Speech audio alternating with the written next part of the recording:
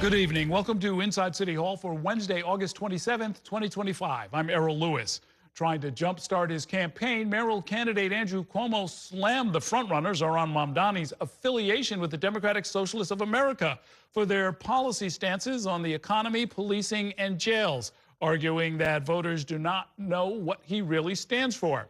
Our State House reporter Bernadette Hogan joins me now with the latest from the campaign trail. Good evening, Bernadette. Good evening, Errol. Defunding the police, seizing the means of production, ending jails. These are all items that the Democratic Socialists of America do support. And earlier today, the mayoral candidate, Andrew Cuomo, brought up a slideshow asking reporters to ask Zohran Mamdani whether he still stands by those key policies that Andrew Cuomo says are controversial. How about closing prisons? How about reducing the police budget down to zero?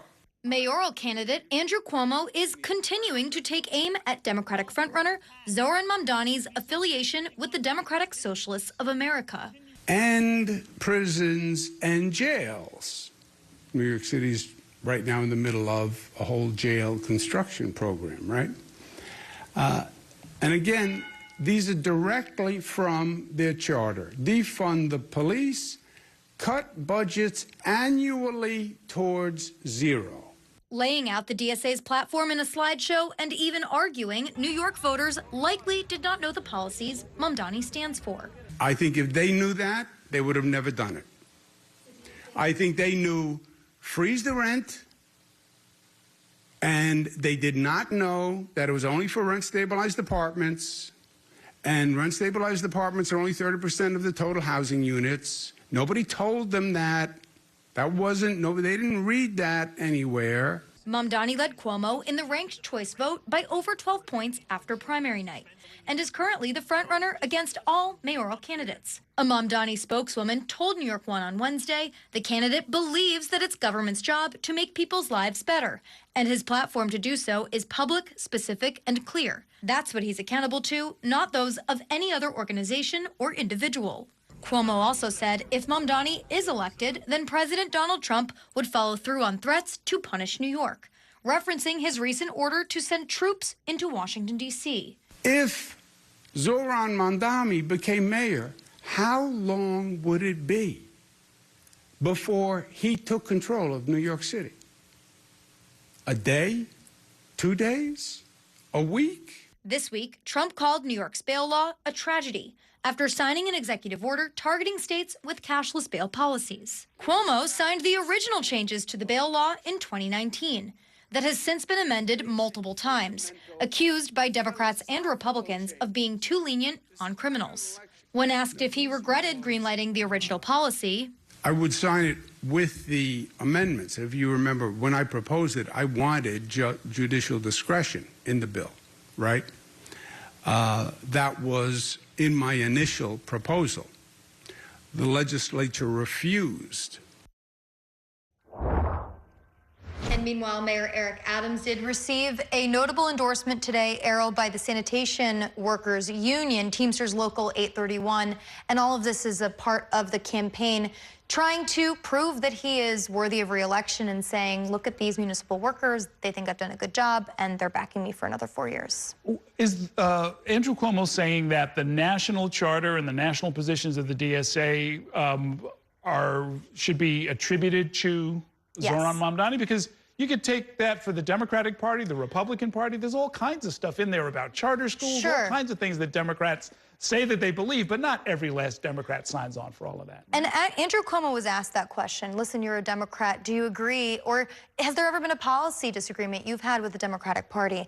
And Andrew Cuomo appeared to be a little stumped, but he did say, well, I don't know if there's ever been something that I don't agree with. But I mean, that seems to be largely impossible. I mean, basically, Errol, what Andrew Cuomo is trying to distinguish Democrats from Democratic Socialists, and he wants to paint Mamdani into this corner to say, listen, he's not a Democrat at all. He's actually a socialist. So Cuomo's concerns or Cuomo's continued slideshows about Mamdani's affiliation with the DSA, you know, we have asked Mamdani about this. Last week, he had a hotel trades worker event, and Mamdani said, and as the statement said earlier from his spokesman, Mamdani said, well, listen, you can see my platform and you can see what I as a candidate support, but there are bits of the DSA that I do support. Okay. Thanks very much, Bernadette. Stay right there. I want to bring our Ayanna Harry into the conversation as we talk about the state of the race for mayor. Cuomo has done a few press conferences where it almost resembles the old briefings that he used to do during the COVID era, right? Yeah, in fact, and when I walked into the first press conference that he held at the Sheraton, I immediately felt like I was transported back to Albany in 2020. It's clear that Andrew Cuomo, for the most part, seems comfortable sitting on this stage, having a presentation, having a PowerPoint, being able to go through and make these points. And so, you know, Andrew Cuomo has been out and about on the campaign trail this week, but for the most part, he doesn't share that information with the press. He doesn't share a public schedule. It seems like he prefers to answer questions and give more in-depth answers about where he stands on different topics, sitting at the Sheraton behind the desk with the PowerPoint to help make his points, Errol. But for the most part, is Mamdani engaging? Is he responding when we hear these statements from Andrew Cuomo? I think yes and no. There have been some times where Mamdani, I think before the Democratic primary, Mamdani seemed to be responding less. We are seeing him punch back a bit more, but he still is selective when he does or does not choose to engage with Andrew Cuomo. Yeah, I mean, I guess the question on the table politically, you know, their internal strategy is up to them, of course, but I don't know that they're necessarily fighting for the same voters. Well, right, Mamdani is fighting for well, actually, Mamdani is trying to broaden his support. He's already said that he's been able to connect with voters that never voted before, whether they're immigrant communities or younger voters, and he's saying he could be a mayor for all people. Andrew Cuomo, it seems, is trying to continue to separate himself from those on the left who, one could argue, did vote for Mamdani, and trying to appeal to this group that maybe are more moderate, more conservative, possibly Republicans. And to the point of the Mamdani versus Cuomo dynamic, Zohran Mamdani had a whole tour where he said it was an anti-Donald Trump tour, but it seemed like that whole week that he went off on display, it became an Andrew Cuomo versus Zohran Mamdani back and forth. Yeah, I mean, it's sort of tough from Cuomo's point of view to sort of, if I understand this right, he's basically telling people, hey, you may have voted for him in the primary, but you made a mistake. Yes, and I think that does raise the question, Andrew Cuomo, you were campaigning, you were a candidate during the primary season. Did you do enough to communicate to voters everything that you were saying now? If you're saying that voters weren't aware, why weren't they aware? You had a platform, you had millions of dollars in your campaign account. There was, you know, other organizations helping promote you. Why didn't that message get out there when you were his chief opponent? Okay, we shall see. Thanks very much, ladies. Great talking with you. It is time for a break now. When we come back, we'll bring you an exclusive report on how our city's enforcement of sex work has dramatically dropped over the last decade. Later on tonight, I'll be joined by a leading advocate for the closure of Rikers Island after the 9th person died while in Department of Correction custody this year. Stay with us.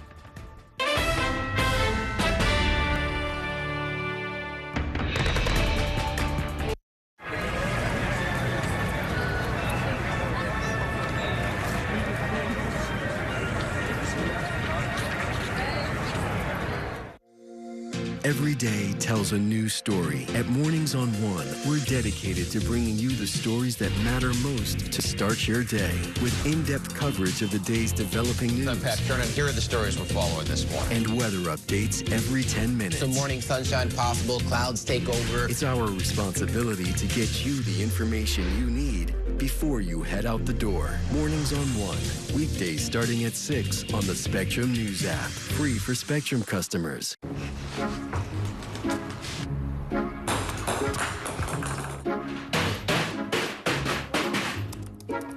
What do we have going on here? Well, I heard you guys talking about online threats, so I built an internet for it. We have Spectrum, so our internet blocks threats automatically. Oh. But the internet is full of trolls, so you keep a lookout. On it. If it's connected, it's protected. Spectrum Internet with advanced Wi-Fi.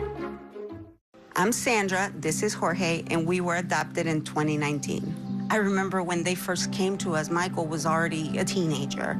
The whole cliche of they're so lucky to have you guys, and it's the other way around. They have changed our family for the better. They chose to love us. They didn't have to. They chose us. Family. Learn about adopting a teen from foster care. You can't imagine the reward. Visit adoptuskids.org. And that's a look at some of what's in the papers this morning. You done with the sports section? Today's story is about the latest chapter for a beloved local business. It's a beautiful day with temperatures in the 60s, but showers are expected in the next hour. In a city that's always on the go, it's important to stop to hear the stories that connect us. The news that matters to New Yorkers. That's what brings us together. That's Mornings on One. Weekdays starting at 6. Exclusively on Spectrum.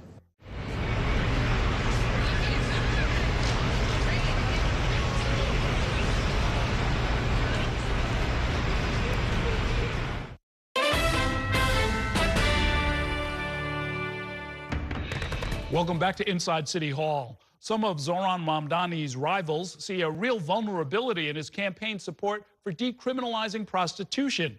But looking at exclusive data, New York One found that the city has already been decreasing its arrests of sex workers for years, including under Mayor Eric Adams. New York One investigative reporter Courtney Gross joins me now with an exclusive report. Good evening, Courtney. Yeah, what we found is that these arrests really aren't prosecuted too often. Now, this piece of legislation that's creating all this controversy was discussed a couple of years ago, but it didn't gain much traction. But now prostitution is a hot topic on the campaign trail.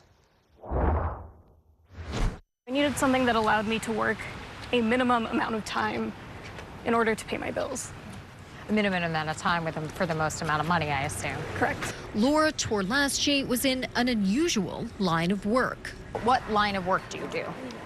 So I am a sex worker. I use it kind of to fund my writing and my activist work. Starting at 20 years old, for several years, she was a sex worker. First in Miami, then here in New York. She is disabled and says she needed work that didn't take much time. She met clients online. For financial reasons, I ended up in sex work, and there were a lot of times where kind of the psychological terror of realizing that I could have an arrest record and I could throw away all my parents' hard work because of what I needed to do, the work I needed to do to survive, was not particularly comforting. It's this work, which is illegal in New York, that's now a big topic on the campaign trail. Legalizing prostitution is not the way to bring down crime. I'm not going to leave this city to someone that wants legalized prostitutions on our streets. Because leading Democratic candidate for mayor, Zohran Mamdani, has supported legislation in Albany that would decriminalize sex work here in New York. What I would tell these critics, and they include Mayor Adams and Andrew Cuomo, is to look at what the policies that have been pursued over the last few years have actually left us with. In reality, there has been a dramatic shift in how the city treats sex workers in the last decade. According to data New York One obtained through the state Freedom of Information law from the NYPD, arrests for prostitution-related offenses by the NYPD have fallen drastically in the past 10 years, from thousands a year in 2014 to just 302 last year as of early December. Both the Manhattan and Brooklyn district attorneys told New York One they have not prosecuted sex workers for years. The Queens district attorney dismisses prostitution cases if the worker accepts and completes services like counseling. The Staten Island DA says the office offers diversion programs when appropriate. The Bronx DA has no policy on prostitution arrests. The way that police in New York, and really throughout the country, but like in New York City, engage in policing sex work has shifted. The exception really is what is happening in Queens. Arrests in Queens appear to be going up this year, specifically on Roosevelt Avenue.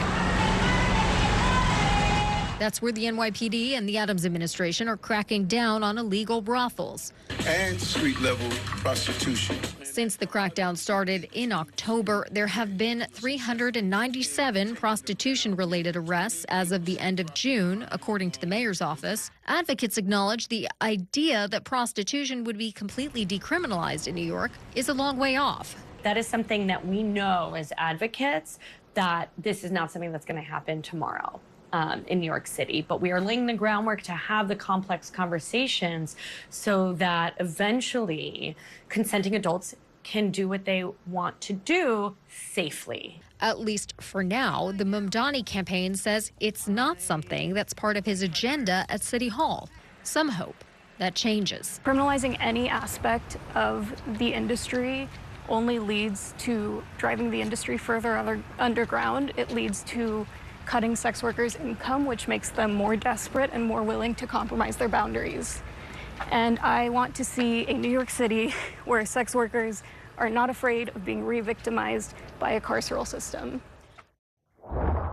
And we did get an additional statement from the NYPD that we can pull up here. It says, quote, the NYPD has moved toward a victim-centered approach that emphasizes providing support services for victims and survivors of sex trafficking over enforcement.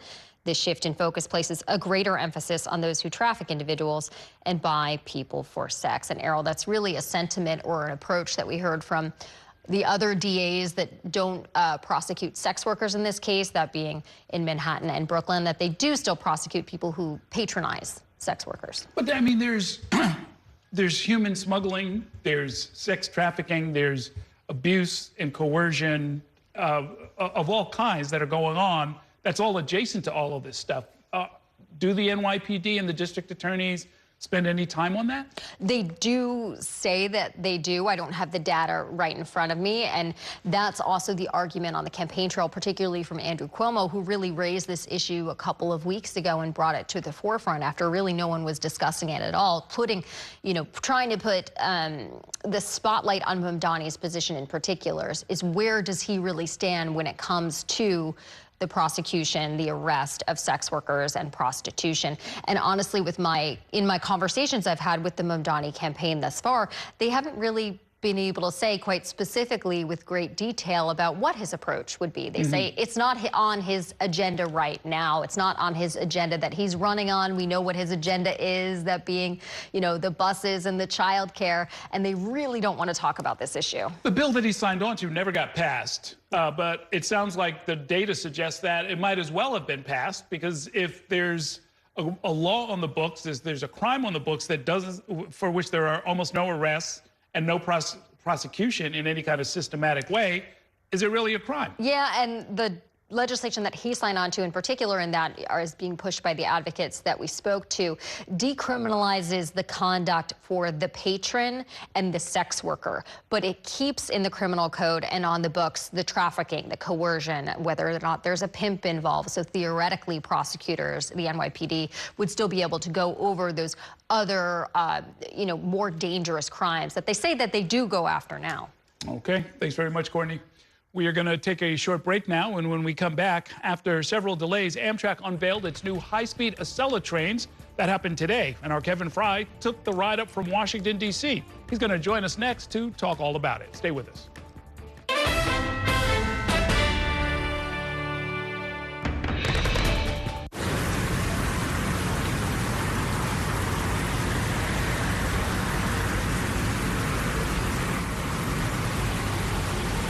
This election year is all about New York City. There are 51 council seats up for grabs, races for our next city comptroller and the next public advocate. Plus, an unprecedented race for mayor. That puts the power in your hands to decide who will run our city. Our team of political experts will be covering every angle of this election to keep you informed on how it could affect you, so you can feel confident with your decision at the polls. Stay with Spectrum News New York 1 for Decision 2025, exclusively on Spectrum.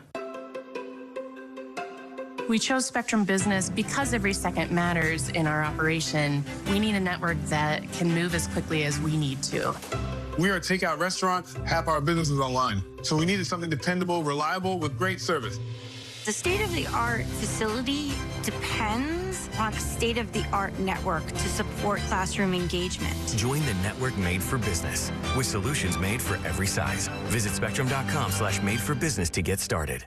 Mom was always organized, but she started forgetting to pay her bills on time. And she'd buy the same gifts over and over. Telling the girls about my Alzheimer's diagnosis was really hard. At first, we had our cries, but then we were like, okay, let's make a plan. Early detection gave us time to adapt together. It's so important for you to think about what you can do and making the most of what you have. If you or your family are noticing changes, it could be Alzheimer's. Talk about seeing a doctor together. From my time growing up in Queens watching New York 1 to my time reporting here, I've seen how quickly a story can change. At News All Day, we bring you the news as it's happening, from around the boroughs to local government to your neighborhood. Because our city never stops moving. 3, 2, 1. Hi, I'm Shannon Ferry with the day's developing stories. But first, stay up to date and informed with News All Day. Weekdays from noon to 4.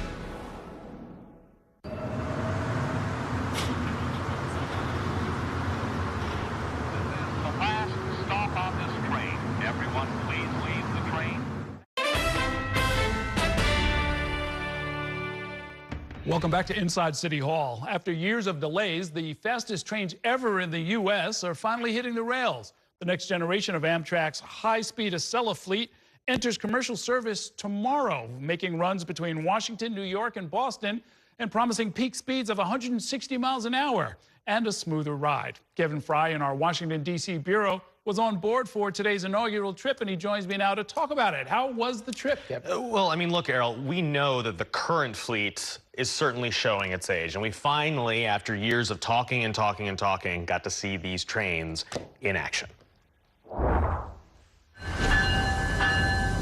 Finally leaving the station, more than 4 years behind schedule.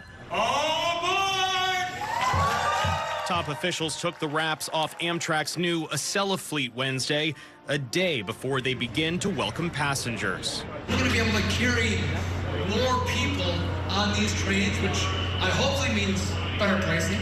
It's going to mean better revenue, but most importantly, a better experience for the traveling public. Spectrum News got an inside look at these new super-fast trains, joining a preview ride from Washington to New York. Amtrak is touting all sorts of new features on this updated fleet, from better signage to improved Wi-Fi, albeit we already saw some glitches with that during today's trip. This train also can go faster than its predecessor, and they're promising a smoother ride, courtesy of new tilting technology aimed at helping these trains navigate the curves in the Northeast Corridor. There are also new creature comforts, including easily accessible electric outlets, headrests on the seats, plus an upgraded cafe experience. 5 new train sets are entering service initially, with all 28 expected to be on the rails by 2027, at a total cost of more than $2 billion. They will replace the current Acela fleet, which premiered nearly a quarter-century ago. We welcome our special guests on board for this incredible day. The rollout is a long time coming. The new Acelas were supposed to premiere in 2021, but faced extensive delays as Amtrak worked to prove the trains meet safety standards. A 2023 Inspector General report also identified defects in all of the train sets that had, to that point, been assembled. Andy Byford, who has worked for transit authorities in New York and around the globe, including recently overseeing high-speed rail for Amtrak, told us launching a new train is never easy. There's always unforeseen hurdles that you have to overcome. But we've worked with the FRA to pass all of the tests, to prove that these trains are safe to operate, to prove that the new technology works seamlessly and flawlessly and smoothly. And that's what got us across the line. Although the new trains can reach 160 miles an hour, about 10 miles faster than the old Acelas, trip times will not improve, at least not at first. That means about 3 hours between D.C. and New York, and 3.5 between New York and Boston.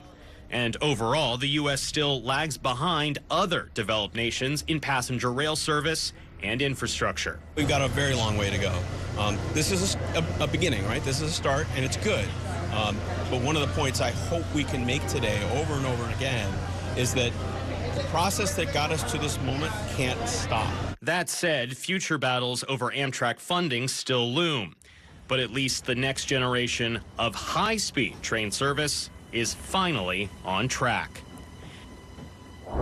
And one thing I did notice, Errol, and this is perhaps kind of a little self-aggrandizing, but I was in Europe, in the UK earlier this month, and a lot of the features that you saw on just basic commuter trains that you take there from, for example, London to Oxford or so forth, a lot of those features are transferred onto these new trains, but think of the fact that, you know, the U.S. is now just catching up with all of this, really? Right. Well, I mean, look, one of the things that we don't have that they do have in Europe is, like, you can have a fast train go blasting down the French countryside because it's relatively flat. Right. That's not true of the East Coast of the United States. And a lot of these train lines are much older and also winding, which has been one of the major complications in terms of getting the speeds up to what we might envision as this high-speed thing that you would see in, for example, like Japan. Now, the place that you embarked from, Union Station, which I think a lot of New Yorkers maybe have seen. It is a big, glorious station. Yeah. Apparently, the Department of Transportation is going to kind of take over direct management of it? Yeah, and this fits into a couple different, puzzle pieces all into one. Amtrak had already, within the last year or so, kind of taken over supervision of Union Station. And it is still in kind of recovery mode after, like we saw in many pockets of the country, COVID really ravaged it. You saw a lot of businesses shut down. You saw homeless population popping up inside the building itself. Now USDOT is going to be taking over from Amtrak. They argue that they're better suited to run this, but of course this also comes within the context of Trump essentially really imposing his will on D.C. in recent weeks, deploying the National Guard, including at Union Station. So there are a lot of questions outstanding as to what the implications are going to be for the station itself. So that's the D.C. end of it. What about Penn Station? There's going to be some changes there as well. Right. So Penn Station on this end, and that's why you saw Train Daddy along for the ride today. They are working to try to improve the infrastructure underground, or whatever it might look like, at Madison Square Garden in the coming years. And their goal is to try to see construction start by 2027, so 2 years from now. Okay, great work. Thanks very much, Kevin. No problem. We are going to take a break now, and when we come back, 3 members of the city's Department of Correction were suspended following the 9th inmate death in custody this year. I'm going to talk about it next with a leading advocate. Stay with us.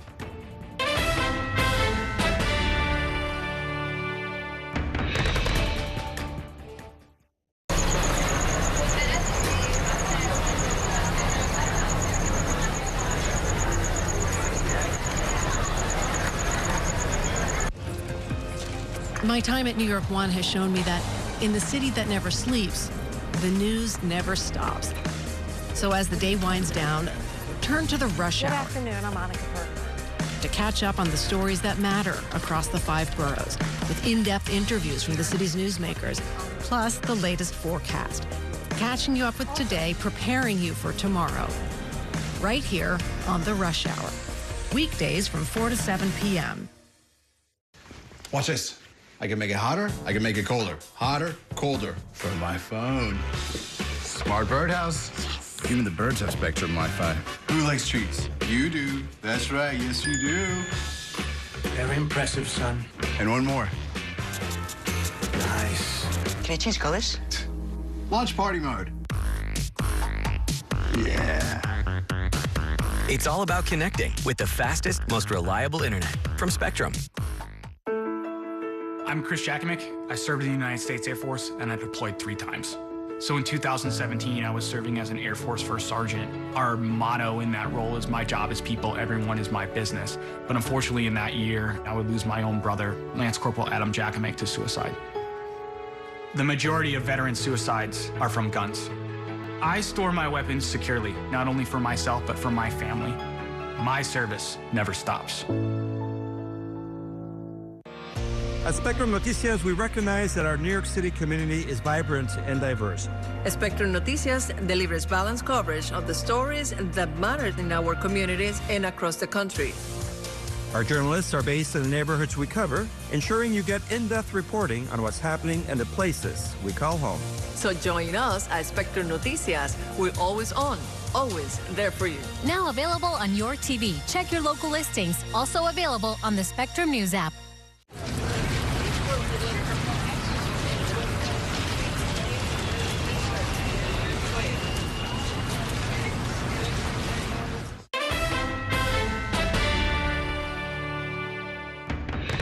Welcome back to Inside City Hall.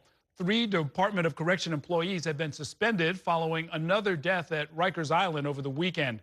Early on Saturday morning, officers were conducting a tour and found a 29-year-old man unresponsive in his cell. The investigation remains ongoing, and this marks the 9th death in Department of Correction custody since the beginning of this year. All of this comes as the federal judge in charge of reviewing the troubled jail complex announced that she intends to have a federal receiver take control of the complex. Judge Laura Swain is still in the process of considering who will take over as a federal receiver.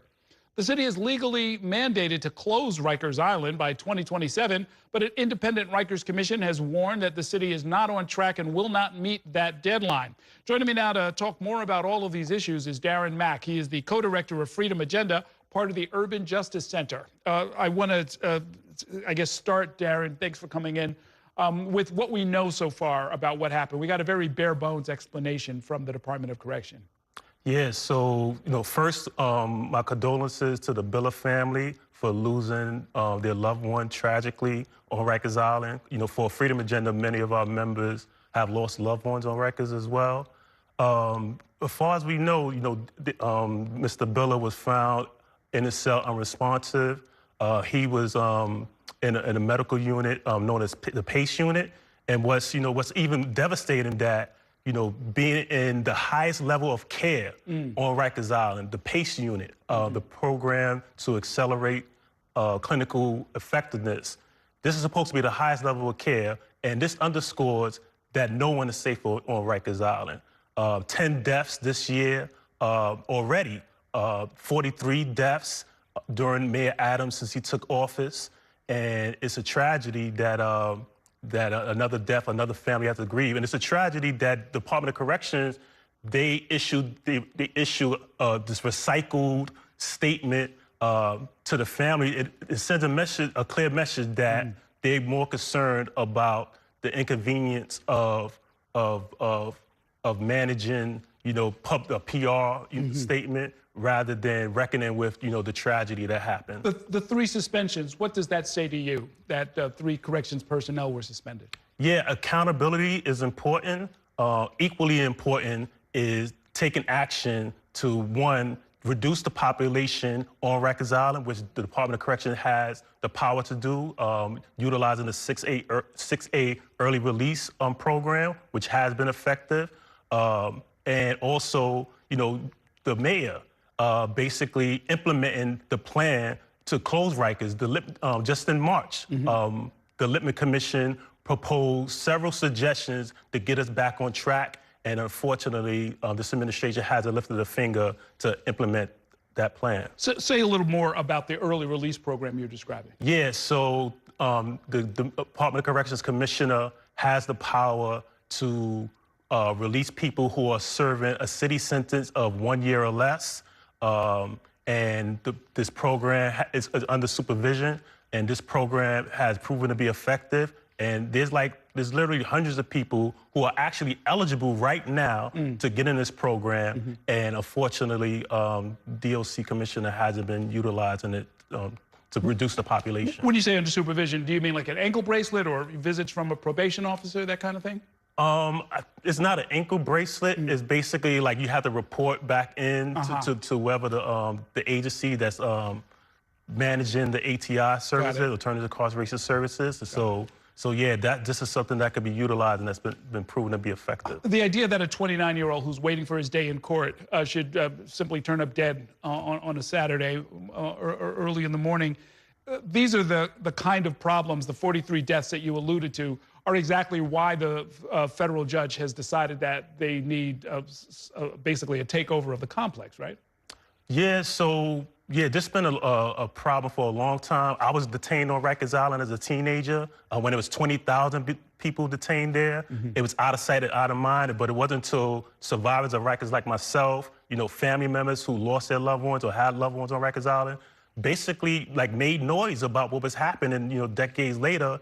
And then, we basically, came to the conclusion that New Yorkers came to the conclusion that Rikers Island couldn't be fixed, that Rikers Island couldn't be reformed, that the only solution was decarceration, ultimately closure.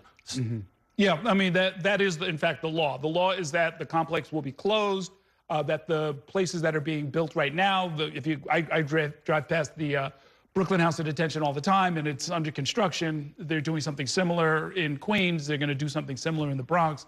And the big fight over the one in Manhattan has been going on for a while now. But the money is allocated. The contracts have been put out. These alternative institutions are going to get built. From your point of view, from the point of view of advocates, the idea is not simply to close Rikers and everybody just goes home. The idea is to have better institutions that are cleaner, that are safer, that are better lit, that are connected to the courts, because the whole point is that they're waiting for their day in court. How is that process going as far as you're concerned? Unfortunately, due to this administration's dragging its feet to issue out the RFPs for the demolition and construction. There has been delays. It's moving along, but it's slow.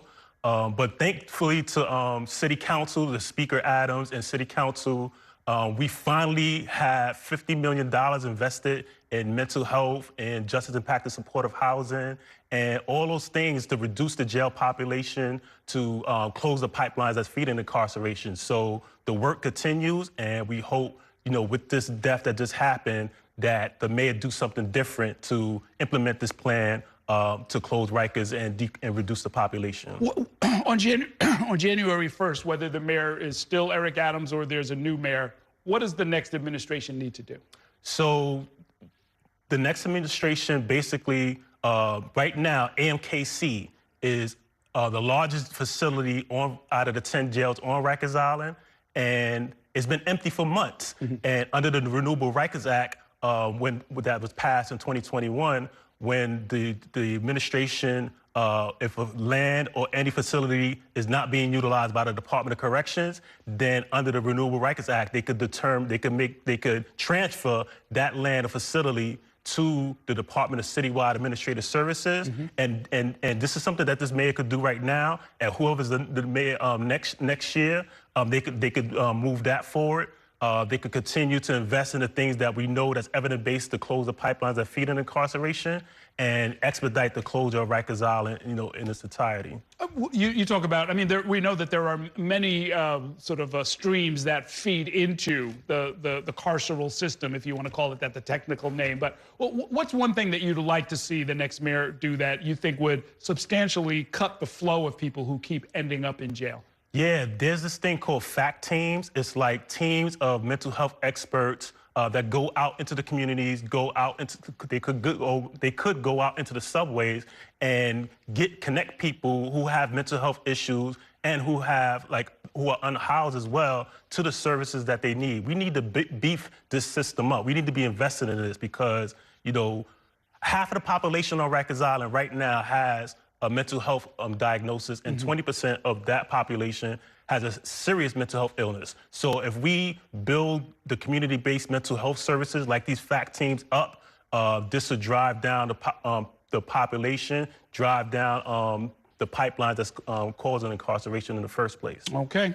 We're still talking with a lot of the candidates. I'm sure that this will come up with them. Thanks so much for coming by tonight. Great to see you. Thank you so much for having me. All right, let's take a break now. When we come back, we'll talk about yesterday's meeting between Congressman Hakeem Jeffries, Zohran Mamdani, and some local leaders. I'll be joined by my politics panel in 2 minutes. Stay with us.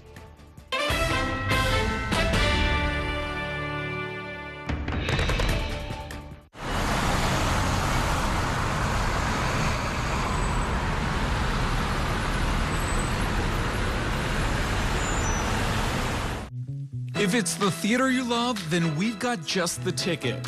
On Stage is your all-access pass to Broadway, off-Broadway, and the best live entertainment in the city. The interviews and backstage exclusives. All that's made On Stage the go-to source for entertainment for over 20 years. Join us every Saturday and Sunday at 7:30 p.m. for On Stage. Also available on the Spectrum News app. I'll see you at the theater, exclusively on Spectrum. I'm kind of a deal hunter. I like to make sure we got the best deal. We used a Spectrum savings calculator before. I learned that since we're existing Spectrum Internet customers, we get a mobile line for a year. Having a line for a year would be amazing. I looked at you and I said, how is the savings so substantial? Switch and save with one mobile line included with your internet service. Backed by the Spectrum commitment to keep you connected. I'm an ex-drug dealer, and I'll be your sub today.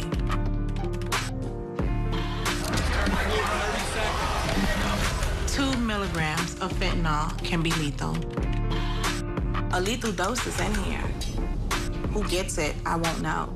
It's cheap, it's potent, and it's profitable. The sad reality is fentanyl is being mixed into everything now. More kitchen now. My father was a New York City firefighter. My mission, like his, is to serve New Yorkers in a city that doesn't stop when the sun goes down. Being with New York One since the beginning, I'm now honored to join you even earlier each weeknight. Starting at 8 with New York Tonight, we'll explore the latest news developments, followed by New York One at 10 to wrap up your day. So join me each weeknight starting at 8 right here on New York One.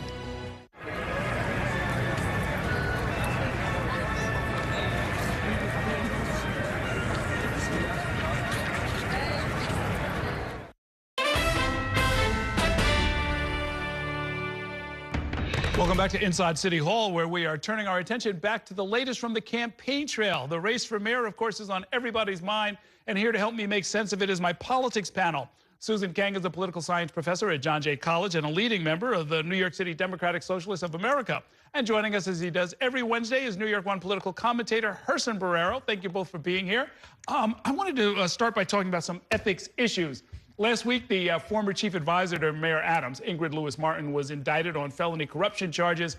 And along with her son and several business owners and Deputy Commissioner of DCAS, Jesse Hamilton, they were all arrested. They were all indicted. And according to the Manhattan District Attorney, Lewis-Martin and Hamilton received cash, catered food, and other benefits as bribes in exchange for moving government policy to benefit different businesses. Mayor Adams has refused to answer questions about whether Lewis-Martin is still part of his re-election campaign, telling reporters, quote, "That's a wrap." But is it a wrap? This obviously doesn't help Adams, Herson Barrero, but will it hurt him? I think that it hurts him, but then there's you can't use the word ethics and speak about Eric Adams or any of his administration, the people, and I'm saying generalizing because there's so many, we never know where the next surprise is going to come from. So this is an ethics lacking kind of mayoralty. It's amazing that it should be that at this point, that we're still, I mean, we're 69 days away from November 4th, and that we're still talking about things that we don't know anything about, and then he gets annoyed at the fact that he's put people that are ethically challenged.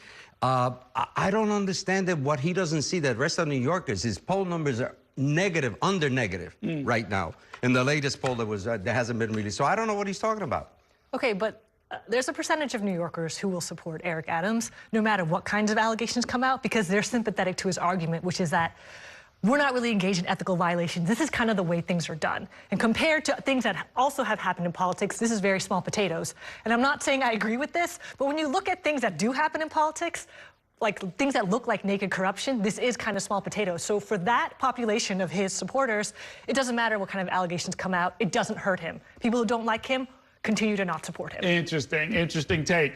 Let's talk about macho politics. Last weekend, Mayor Adams and Zohran Mamdani both tried to bench 135 pounds at a Brooklyn event. The mayor ended up calling his opponent Mam Scrawny based on Mamdani's struggles with the barbell. Another candidate for mayor, attorney Jim Walden, took part in a demonstration boxing match against a retired NYPD officer. That was a Cops and Kids charity event. He wanted to show that, quote, Jim Walden will fight for New Yorkers. Unfortunately for Jim Walden, he could not talk to us about the event because he ended up with a concussion by the time it was all over. Susan, should these candidates train more, or should they just not do this? You can tell there's no women in the race. Right. And that's the thing, is that one of my friends said, could you imagine a woman candidate bragging about how good she is at Pilates? No, we can't, because this is a very gendered thing. And the fact that it gets a lot of attention, other than here's a couple of good-natured things that somebody was doing at an outdoor festival, suggests that, you know, gender politics still matter quite a lot. Zohran Mamdani ran the New York City Marathon twice. You don't see him bragging about that because it's a personal accomplishment of his.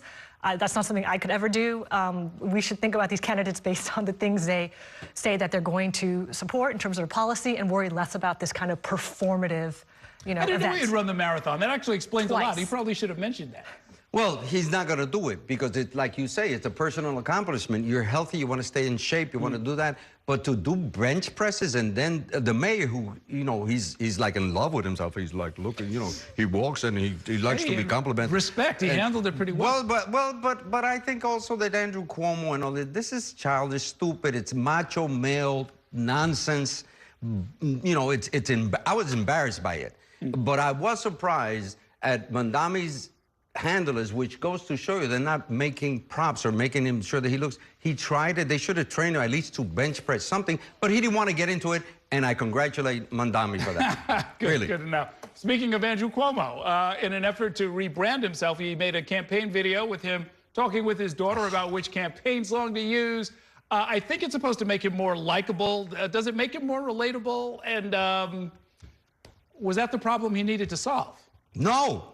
You know, and choosing the song, I suggested, by the way, kidding around with them, I went ahead. What about Bad Bunny's, you know, Un Verano en Nueva York, if you're really going through this whole thing? I mean, this is nonsense. You're going to select the campaign theme song? Why don't you have an original one, you know, song? And by the way, Billy Joel moved out of New York. He lives in Florida now. I know he loves Billy Joel. This is, I found it, look, I understand the attempt. He should have listened to his daughters during the primary. Maybe he could have done better in listening to younger people. So I'm sorry, Andrew, this doesn't work. It looks kind of silly.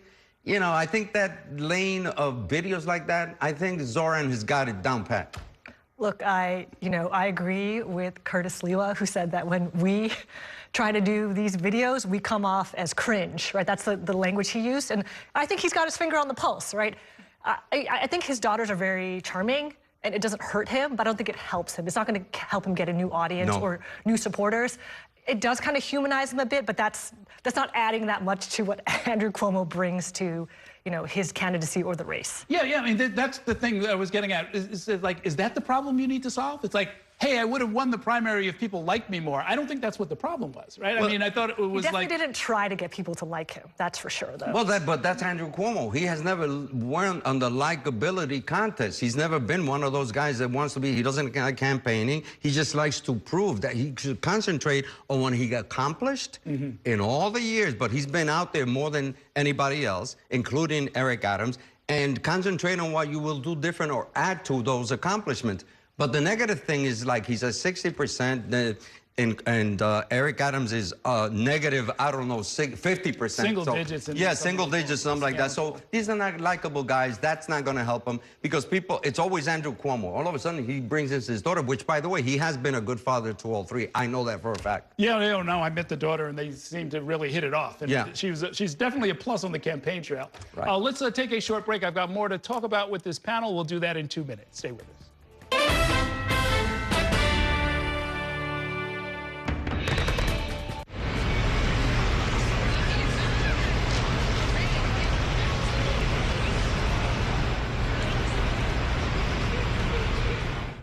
Here's the deal.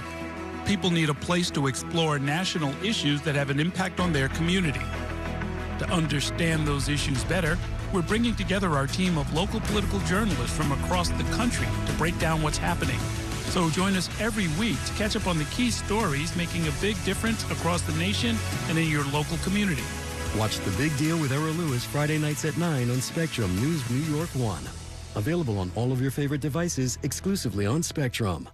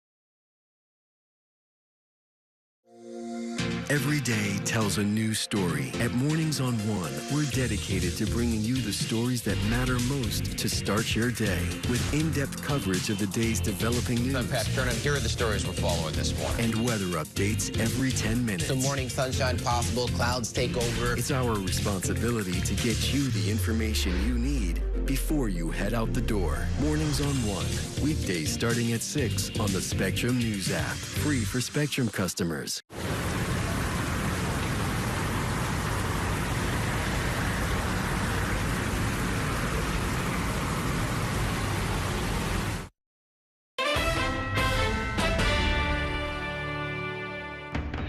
Welcome back to Inside City Hall, where I am once again joined by my politics panel, Susan Kang and Herson Barrero. And Susan, yesterday there was this meeting at a church. It happened to be my church, Cornerstone Baptist Church in Brooklyn, where Mamdani and he met with Hakeem Jeffries, he met with Yvette Clarke, and there were about 20 ministers there as well. This question keeps coming up about when or if senior Democrats like Hakeem Jeffries are going to endorse Mamdani. From my point of view, or actually I'd love to get your take on it, doesn't even matter.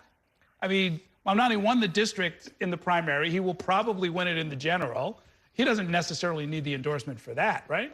I think, as you said, it matters not so much for the mayoral race. It matters more for how the national Democrats want to position themselves vis-a-vis a national rising star.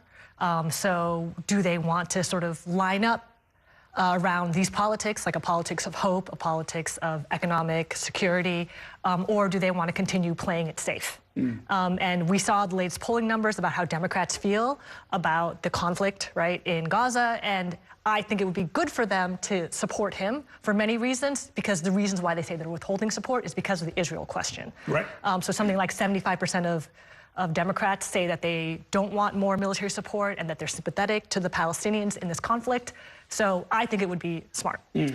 I don't understand what the problem is. I really don't, because yes, he's running eventually for speaker, he feels, but the speaker job you get in a different manner, not the way that he's in. And quite frankly, he's a nice guy, effective congressman, but he's weak as a speaker. I'll say that in terms of what is out there with polls. This is not me attacking our leader of the Democratic Party. I'm not a Democrat. I just find it weak that they have not taken a position that he's got to come in with, oh, I'm coming in with the Congressional Black Caucus leader. Well, why don't you bring in the Hispanic Congressional, which is leader, which is Diana Espaillat? Or why don't you bring in Nida Velázquez? They're like, you know, really, or why don't you bring in AOC, who was more popular? There's a poll, by the way, that you can probably be released, that AOC is the most popular Democrat in New York City, New York State. And he's like at 5%, she's like at 12%, 10, 12%. But the problem is I don't understand his logic in playing this out. Dude, you're from New York. You can take care of New York first, do the right thing by your party if you're a real Democrat, and stop the nonsense. He's your candidate, period. That's it. Let's talk about this Trump takeover. President Trump has threatened to deploy National Guard troops on the streets of New York to address public safety issues. Governor Hochul says that she called the president and assured him that soldiers are not needed. But isn't that, this is the same governor, of course, Herson, who called in the National Guard herself to patrol the subways with the cooperation of the mayor, by the way. Do Democrats need to sort of get their story straight on this issue of militarizing public safety? I don't think they should get in a public fight with this lunatic, this criminal in chief, this convicted felon, and decide what law and order should be like. Let him bring in the troops and let New Yorkers react to him. I like to see New Yorkers finally get back their soul and their spirit and go and picket him and pick up the troops and go to Trump Plaza and show up with 20,000 people. New Yorkers have to wake up to the fact that this is an abuser, he's a New Yorker, and he's trying to intimidate him. We don't need Governor Hochul to play this game with him. I think New Yorkers can stand up and defend themselves, and they'll pull out. Bring in the troops, you sucker. Give them a taste. Okay, so I kind of feel like it's good for Governor Hochul to be strongly against this. Whether or not she can effectively stop it is another story. I'm glad to see she's growing a backbone, because initially she seemed to be willing to cooperate with the administration. And I think that she's looking to 2026. Yes, for sure. Let's talk about somebody who's not here right now, but used to be here on Wednesdays, and that, of course, is Curtis Sliwa, the Republican candidate for mayor. He has been pounding hard on the issue of crime in New York City, saying that it's out of control, it's in need of thousands more cops on the streets. Is that a message that's going to get him votes? I feel like this was tried in the primary and it just didn't work. On the other hand, general election's kind of a different conversation, isn't it? Yeah, so I think that that's sort of his lane, right? So somebody who started the Guardian Angels, it makes sense for him to hit on law and order. I don't know how many New Yorkers are going to be convinced by this. I think that they're more worried about things like affordability. I think that they're more worried about things like the cost of childcare. And so the people who care about these issues will definitely be energized by Sliwa. But even Andrew Cuomo is very quiet about this issue now. So I think that that's interesting. Well, he'll get more votes than Eric Adams. How that? He's going to finally beat Eric Adams in an election in a four-way race. And quite frankly, most New Yorkers will trust Curtis Lewa because he's been constantly fighting crime without being on the public dole in terms of being an NYPD officer, which is what Eric Adams promised. I trust more on crime fighting. I really trust Curtis Lewa more than I do Eric Adams because he's a failure. He's run the department to his benefit, and he's really not done the job and used the resources. That's why everybody's saying, well, Andrew Cuomo, right? He's all of a sudden not the 5,000 cops. He hasn't figured out what else to say. So that is, in fact, Curtis Lewa's lane, and I trust him in it. In our last minute, this whole issue of disqualifying Mamdani, that's what I hear Eric Adams trying to do. Called him a communist today. You know, so? The latest social media posting from Andrew Cuomo, sort of listing things that the DSA has in its national charter and saying, this is what this guy stands for. He can't be the mayor. We've got to vote against him.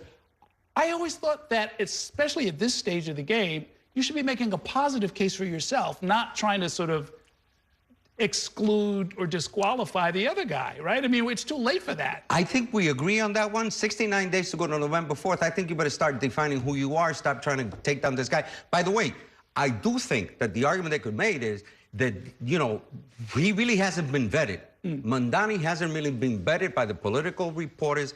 And we had a congressman who actually was elected in Long Island. We found out that we should have vetted him and done something. And there's still something to do the job by investigative reporters.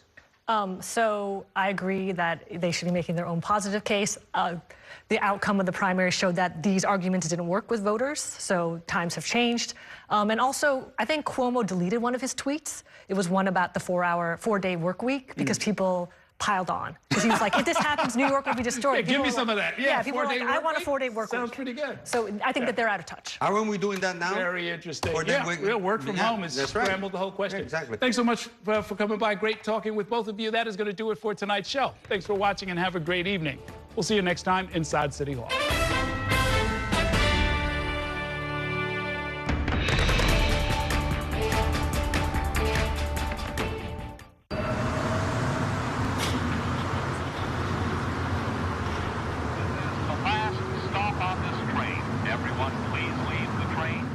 And that's a look at some of what's in the papers this morning. You've done at the sports section. Today's story is about the latest chapter for a beloved local business. It's a beautiful day with temperatures in the 60s, but showers are expected in the next hour. In a city that's always on the go, it's important to stop to hear the stories that connect us. The news that matters to New Yorkers. That's what brings us together. That's Mornings on One. Weekdays starting at 6. Exclusively on Spectrum. We chose Spectrum Business because every second matters in our operation. We need a network that can move as quickly as we need to. We've built some clientele that are not local, and live streaming is the way we connect. We are a takeout restaurant. You order your food online, half our business is online. So we needed something dependable, reliable, with great service. The state-of-the-art facility depends upon having a state-of-the-art network to support classroom engagement. When we had our grand opening, we needed to be able to operate from day one with ease. Join the network made for business with solutions made for every size. Visit spectrum.com/made-for-business to get started. This election year is all about New York City. There are